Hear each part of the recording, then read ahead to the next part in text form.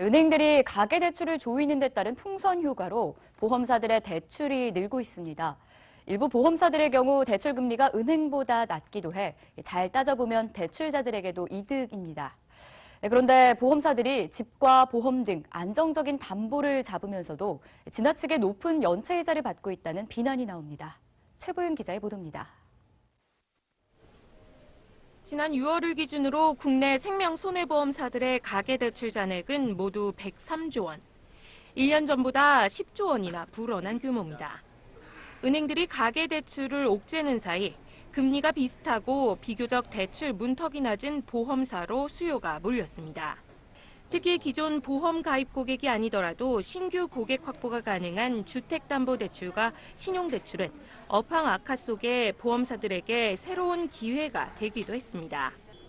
그런데 섣불리 잘못했겠다간 심각한 연체이자의 늪에 빠질 수 있어 주의가 필요합니다.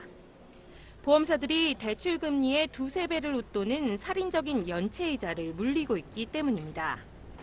보험업계에 따르면 연체이자율이 가장 높은 곳은 MG손해보험으로 최고 24.9%에 달했습니다.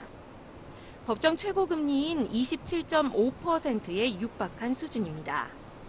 이어 흥국생명과 교보생명도 최고 연체이자율이 20%를 넘겼습니다. 연체가 한 달을 넘길 경우 고금리 연체이자뿐만 아니라 대출 원금에 대한 일종의 위약금인 지연배상금이 부과되는 것도 맹점입니다.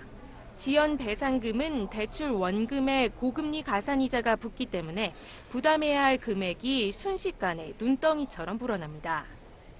가령 MG손보에서 1억 2천만 원을 빌려 매달 50만 원의 이자만 내던 대출자가 이자 납부를 한 달 연체했을 경우 다음 달 납부해야 할 금액은 100만 5천 원이지만 연체 3개월 시점에는 납부액이 390만 5천 원, 6개월 시점에는 840만 5천 원으로 폭등하는 구조입니다.